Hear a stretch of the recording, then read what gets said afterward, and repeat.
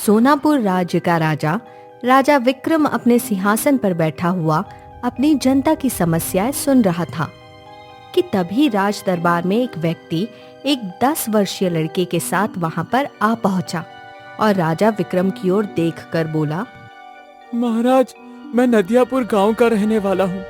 मेरा पूरा गांव मुसीबत में है, हमारी मदद कीजिए। कैसी मदद? महाराज, कुछ समय पहले मेरे गांव में हरियाली ही हरियाली थी। हमारे गांव की जमीन बहुत उपजाऊ थी, मगर एक दिन अचानक सब कुछ नष्ट हो गया। उस व्यक्ति की बात सुनकर राजा विक्रम चौंकते हुए बोला, मैं तुम्हारी बात का मतलब नहीं समझा। तुम खुलकर क्यों नहीं बताते कि क्या हुआ है? महाराज, कुछ महीने पहले एक अजीब सा दिखने वाला पक्षी, जो कि एक बाज की तरह मालूम पड़ता था, जिसका रंग चांदी की तरह सफेद था, हमारे गांव के आसपास मंडराने लगा। उसके अगले दिन से हमारे गांव में हर बच्चा अंधा पैदा हुआ और फिर कुछ समय बाद पूरा गांव सूखे की चपेट में आ गया।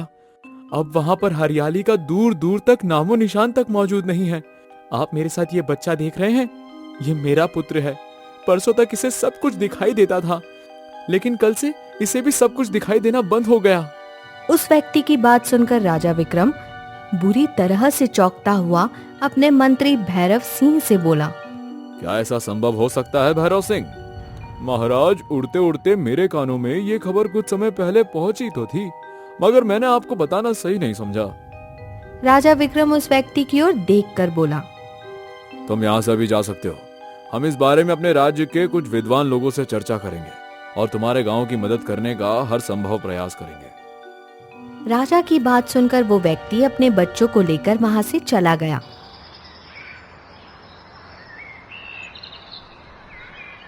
शाम के समय राजा विक्रम अपने महल की छत पर टहलता हुआ अपने मंत्री भैरव सिंह से बोला, राज दरबार में मुझे कुछ कहना ठीक नहीं लगा था मंत्री, लेकिन अब मुझे पूरी बात बताओ। जब तुम्हें पता था कि ऐसा कुछ हो रहा है तो तुमने मुझे क्यों नहीं बताया? महाराज, मैं बुरी तरह से डर गया था। मुझे लगा कि कहीं उस राज्य के लोग हमारे गांव की सीमा में घुस आए तो कहीं हमारे राज्य की दशा भी उनके ही गांव की तरह ना हो जाए। तुमने बिल्कुल सही काम किया मंत्री। मैं भी उस व्यक्ति की बात सुनकर बुरी तरह से घबरा गया था। मुझे लगता है कि हमें इस मामले में नहीं पड़ना चाहिए। तभी वहां पर राजा विक्रम की पत्नी रानी रुक्मणी आ पहुंची, जो कि राजा विक्रम और मंत्री भैरव की बात सुन रही थी। रुक्मणी अपने पति राजा विक्रम की ओर देखकर बोली, ये आप कैसी बात कर रहे हैं? आप इस राज्य के राजा हैं और वो गांव आपके राज्य के अधीन है। उनकी मदद करना आपका कर्तव्य है। महारानी, मैंने कितनी बार कहा है कि राज्य के मामले में कम दखलंदाजी दिया करो। मैं तो आपको सिर्फ आपका कर्तव्य याद दिला रही थी।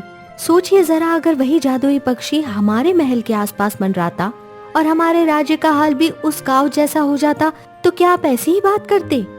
इतना बोलकर रानी रुक्मणी क्रोधित होती हुई वहां से चली गई और अपने कक्ष में टहलने लगी।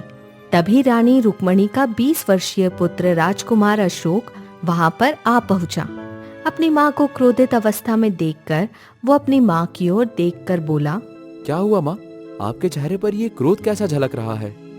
रानी रुक्मणी राजा विक्रम और मंत्री भैरव सिंह की आपस में हुई सारी बातचीत अपने बेटे अशोक को बताती हुई बोली, अब तुम ही बताओ राजकुमार, क्या ये सही है या गलत? ये बहुत गलत है माँ। पिताजी को अपने कर्तव्य से मुंह नहीं मोड़ना चाहिए। लेकिन आप चिंता मत करिए, अगर पिताजी इस मामले में दखल नहीं देना चाहते तो कोई बात नहीं। मैं उस गांव की मदद करूंगा और ये जानने का हर संभव प्रयास करूंगा कि आखिर उस जादुई पक्षी का रहस्य क्या है। राजकुमार अशोक ने इतना कहा ही था, तभी राजा विक्रम और मंत्री भैरव सिंह घबराते हुए वहां पर आ पहुंचे। राजकुमार अशोक अपने पिता की ओर देखकर बोला, क्या हुआ पिताजी, आप इतने घबराए हुए क्यों हैं? मैं और मंत्री महल की छत पर आपस में बातचीत कर रहे थे कि तभी आसमान में एक पक्षी जो देखने में बाज जैसा मालूम पड़ता था, महल की छत पर मंडराने लगा। उसका रंग चांदी जैसा सफेद है। वो अभी भी मंडरा रहा है। ये सुनते ही राजकुमार अशोक दौड़ता हुआ महल की छत पर जा पहुंचा। उसने देखा कि एक बाज महल की छत पर बैठा हुआ महल को घूरे जा रहा था। अचानक वो उड़ता हुआ अशोक की नजरों के सामने से गायब हो गया। अगले दिन सोनापुर राज्य में हाहाकार मच गया। सोनापुर राज्य के आधे लोगों को दिखाई देना बंद हो गया। राजा विक्रम चिंतित अवस्था में अपने महल के बाहर टहल रहा था कि तभी एक किसान दौड़ता हुआ राजा विक्रम के पास आकर बोला, महाराज, कल आपके आदेश अनुसार ही हमारे राज्य की फसल काटी गई थी, जो कि आज सुबह ही सूख गई। क्या कहना चाहते हो तुम? महाराज, मैं ये कहना चाहता हूँ कि सारी फसल खराब हो गई। कुछ ही देर के बाद बहुत से किसान राजा विक्रम के पास फसल खराब होने की शिकायत लेकर आने लगे। ये देखकर राजा विक्रम बुरी तरह से घबराता हुआ अपने मंत्री से बोला, इस तरह से तो मेरा राज्य बर्बाद हो जाएगा। आखिर ये हो क्या रहा है मंत्री भैरव? सुबह से लेकर अब तक राज्य के आधे लोग अंधे हो चुके हैं और अब राज्य की फसल भी खराब होनी शुरू हो गई। महाराज, अगर सारी फसल खराब हो चुकी है तो हम सब भूखे मर जाएंगे और आसपास का कोई भी राज्य हमारी मदद नहीं करेगा। राजा विक्रम क्रोधित होता हुआ बोला, आखिर नदियापुर गांव के उस व्यक्ति को महल में आने की जरूरत क्या थी? अगर तुम मुझे पहले बता देते तो मैं नदियापुर गांव के लोगों को अपने राज्य में आने की रोक लगा देता। तभी वहाँ पर राजा का पुत्र राजकुमार अशोक आकर बोला, इसमें नदियापुर गांव के उस व्यक्ति का कोई दोष नहीं। ये तो बेचारा अपने गांव की समस्या लेकर आपके पास आया था। तुम्हें नदियापुर गांव के व्यक्ति की चिंता है राजकुमार? तुम्हें कुछ अंदाजा भी है हम कितनी बड़ी मुसीबत में घिर चुके हैं? बड़ी से बड़ी मुसीबत का सामना लड़कर किया जाता है पिताजी, ना कि इस तरह बातें करने में समय बर्बाद करके किया जाता है। मैं इस रहस्य की गहराई में जाऊंगा। मैं पता लगाऊंगा कि आखिर उस जादुई पक्षी का रहस्य क्या है कि वो जहां भी मंडराता है तबाही लेकर आता है। मुझे आशीर्वाद दीजिए। अपने पुत्र की बात सुनकर राजा विक्रम अपने पुत्र की ओर गौर से देखते हुए बोला, मेरा आशीर्वाद तो हमेशा तुम्हारे साथ ही है राजकुमार। आने वाले कल में मैं तुम्हें इस राज्य का राजा बनाने वाला हूँ। अपने पिता की बात सुनकर राजकुमार अशोक तुरंत घोड़े पर बैठ गया। तभी राजा विक्रम अपने बेटे अशोक की ओर देखकर बोला, लेकिन तुम इस रहस्य का पता लगाओगे कैसे? हमारे राज्य के घने जंगल में जमुना नाम की एक तांत्रिक रहती है। मुझे विश्वास है कि वो जरूर इस बारे में कुछ न कुछ जानती होगी। लेकिन वहां तक पहुंचना बड़ा मुश्किल है अशोक। मैंने सुना है जमुना जहां रहती है वहां घना जंगल है, जहां कोई भी आसानी से नहीं पहुंच पाता। जो भी हो पिताजी, पर मैं उसके पास जाकर रहूंगा। इतना बोलकर राजकुमार अशोक अपने घोड़े पर बैठकर वहां से निकल गया। कुछ घंटों बाद राजकुमार का घोड़ा घने जंगलों के बीच बनी हुई कटीली झाड़ियों में दौड़े जा रहा था। 2 दिन लगातार घने जंगलों से गुजरने के बाद राजकुमार अशोक को एक झोपड़ी नजर आई। राजकुमार अशोक समझ गया कि ये झोपड़ी जमुना की ही है। राजकुमार अशोक तुरंत झोपड़ी के अंदर प्रवेश कर गया। झोपड़ी के अंदर एक औरत काले वस्त्र पहनी हुई, आंखें बंद किए हुए बैठी हुई थी। अचानक वो अशोक की ओर देखकर बोली, तुम वाकई बहुत बहादुर हो राजकुमार, वरना इस जंगल में कोई भी आने की हिम्मत नहीं करता। मुझे तुम्हारी मदद चाहिए जमुना। राजकुमार अशोक की बात सुनकर जमुना उठकर खड़ी होकर राजकुमार की ओर देखते हुए बोली, तुम अपने पिता की तरह नहीं हो, इसलिए मैं तुम्हारी मदद करने के लिए तैयार हूँ। राजकुमार अशोक जमुना की बात सुनकर चौंकते हुए बोला, तुम कहना क्या चाहती हो? ये सब समझाने का समय नहीं है राजकुमार, समस्या बताओ।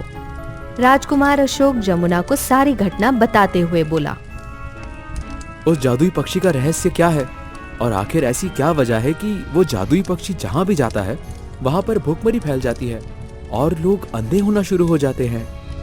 राजकुमार अशोक, ये सब तुम्हारे पिताजी के कुकर्मों का फल है, जो तुम्हें अब बहुत जल्दी पता लग जाएगा।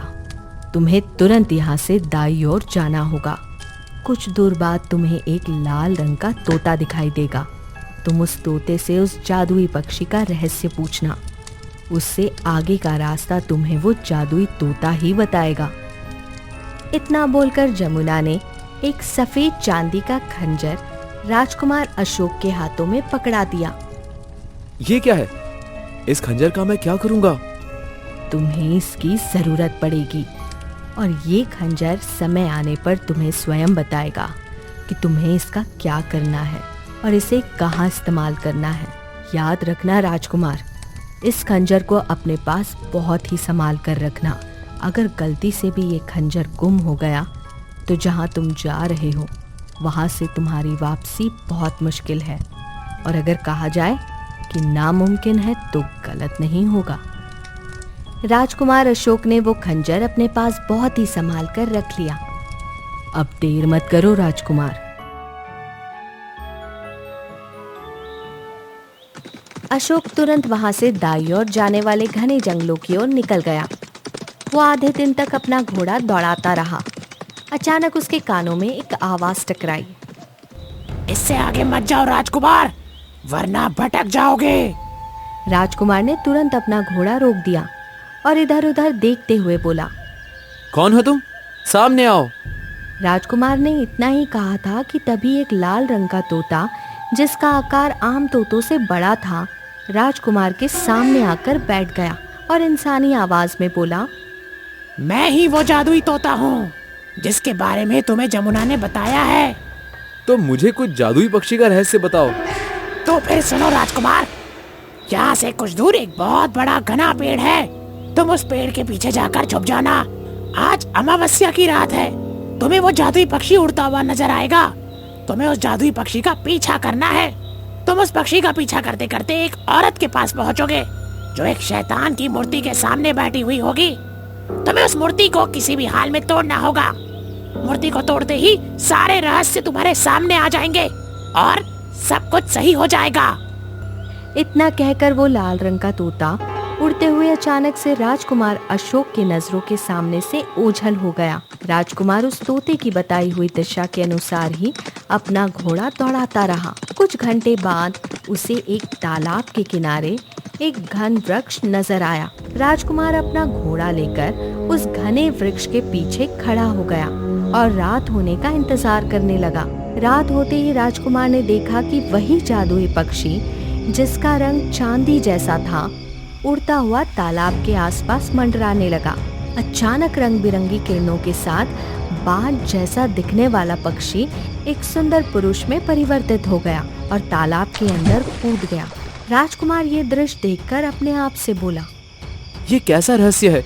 जादुई तोते ने तो कहा था कि मुझे जादुई पक्षी का पीछा करना है, मगर ये तो एक सुंदर पुरुष में परिवर्तित होकर तालाब के अंदर समा गया।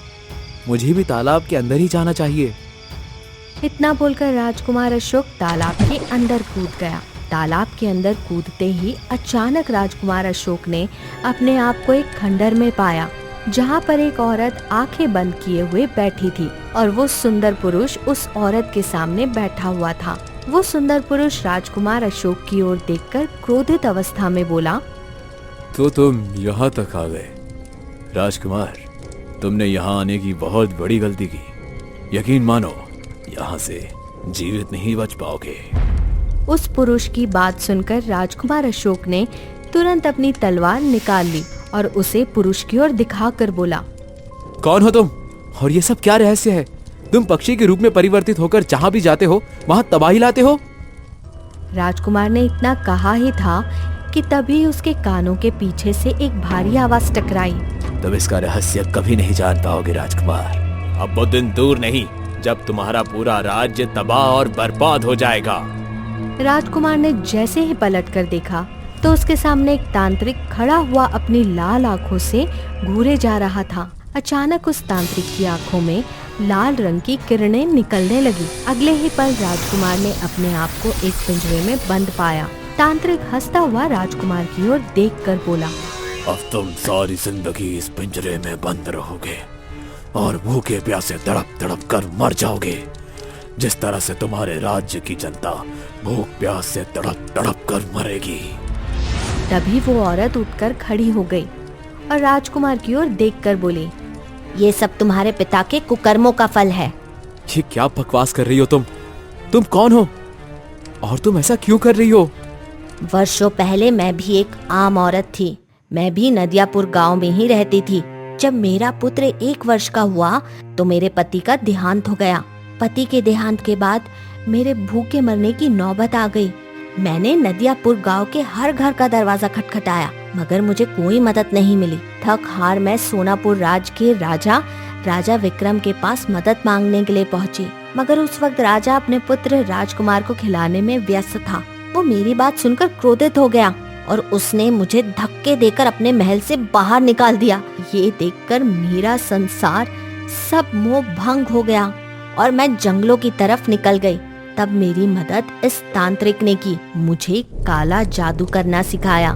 मैंने काला जादू की शक्ति के बल पर अपने पुत्र को इतना शक्तिशाली बना दिया है कि वो किसी का भी रूप धारण कर सकता है। पहले मेरा पुत्र बाज के रूप में नदियापुर का हो गया और फिर उसके बाद राजा के महल में। जिस तरह भूख और प्यास से मैं और मेरा बेटा तड़पे थे, उसी तरह से मैं तुम्हारे राज्य के हर गांव को भूख और प्यास से तड़पा दूंगी। हम माँ बेटे की भूख देखकर जिस तरह से तुम्हारा पिता देखकर भी अंधा हो गया था ना, और नदियापुर गांव के लोगों ने भी हमारी भूख और प्यास को अनदेखा कर दिया था, उसी तरह मैं उन सबको वास्तविकता में अंधा बनाकर छोड़ूंगी। उस औरत की बात सुनकर राजकुमार अशोक बोला, तुम्हारे साथ जो भी हुआ है वो गलत हुआ है। मैं अपने पिता और नदियापुर गांव की तरफ से तुमसे क्षमा मांगता हूँ। तुम्हें क्या लगता है मैं इतनी आसानी से क्षमा कर दूंगी? नहीं, मैं उन सबको तबाह और बर्बाद कर दूंगी। तभी अचानक राजकुमार अशोक के कपड़ों में छुपे हुए खंजर से एक इंसानी आवाज आई।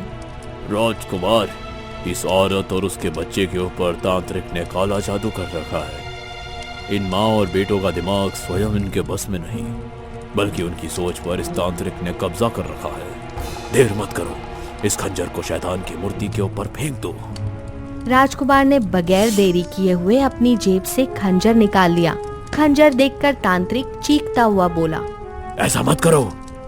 मगर राजकुमार ने तुरंत वो खंजर शैतान की मूर्ति के ऊपर फेंक दिया। अचानक मूर्ति में एक धमाका हुआ और वो टुकड़े टुकड़े हो गई। अगले ही पल वहाँ पर काला धुआं फैलने लगा। राजकुमार अशोक बेहोश हो गया। कुछ क्षण बाद राजकुमार अशोक को होश आ गया, मगर उसने अपने आप को जमुना की झोपड़ी के अंदर पाया। उसने देखा कि वही औरत और उसका पुत्र हक्का बक्का इधर उधर देख रहे थे। तभी जमुना की आवाज वहाँ पर गूंजी, घबराओ मत, शैतान का पुजारी तांत्रिक खत्म हो चुका है। राजकुमार अशोक जमुना की ओर देखकर बोला, ये सब क्या रहस्य था?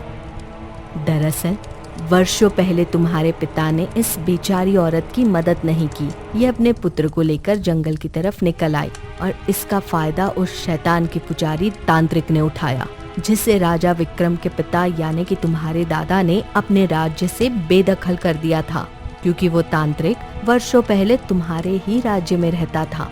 जब तुम्हारे दादा का शासन हुआ करता था, वो निर्दोष लोगों की बलि लेता था और इसी बात से क्रोधित होकर तुम्हारे दादा ने उसे अपमानित करके राज्य से बाहर निकाल दिया था। जब उस तांत्रिक की नजर इस विधवा स्त्री और इसके बेटे पर पड़ी, तो उसने इसका फायदा उठाया बदला लेने के लिए। तुम्हारे दादा एक बहुत पहुँचे हुए साधु थे। उन्होंने अपने राज्य और राज्य के हर एक गांव में उस तांत्रिक से बचने के लिए एक अभिमंत्रित दायरा बना रखा था। इसलिए उस तांत्रिक ने इन दोनों माँ और बेटे का फायदा उठाया और इन्हें अपनी काली दुनिया में ले गया और काला जादू से इन दोनों माँ बेटे के दिमाग को अपने वश में कर लिया। इन सब में इस बेचारी और इसके पुत्र का कोई दोष नहीं। राजकुमार अशोक उस औरत और उसके पुत्र की ओर देखकर बोला, तुम्हारे साथ मेरे पिता ने बहुत गलत व्यवहार किया था। आज से तुम दोनों मेरे ही राजमहल में रहोगे। तुम मेरी माँ की तरह हो और तुम्हारा बेटा मेरे छोटे भाई की तरह। ये सुनकर जमुना के होठों पर मुस्कुराहट आ गई। राजकुमार अशोक उस औरत और उसके पुत्र को लेकर राजमहल आ गया। सोनापुर और नदियापुर गांव में सब सही हो चुका था। राजकुमार अशोक को देखते ही राजा विक्रम ने उसे गले लगा लिया। तुमने तो वो कारनामा कर दिखाया राजकुमार, जो बड़े बड़े वीर नहीं कर पाते। तभी उसकी नजर उस औरत और उस बेटे पर पड़ी। राजा विक्रम सवालिया नजरों से राजकुमार की ओर देखने लगा। राजकुमार अपने पिता को सारी घटना बताते हुए बोला, पिताजी, आपने इनके साथ अन्याय किया था। उस अन्याय की सजा नदियापुर के पूरे गांव और हमारे राज्य ने भुगती। आज से ये दोनों हमारे राजमहल में ही रहेंगे। राजकुमार की बात सुनकर राजा विक्रम के होठों पर मुस्कुराहट आ गई। वह उन दोनों की ओर देखकर बोला, मुझे क्षमा कर दो। उस दिन के बाद वो सब एक परिवार की तरह सोनापुर राज्य में रहने लगे।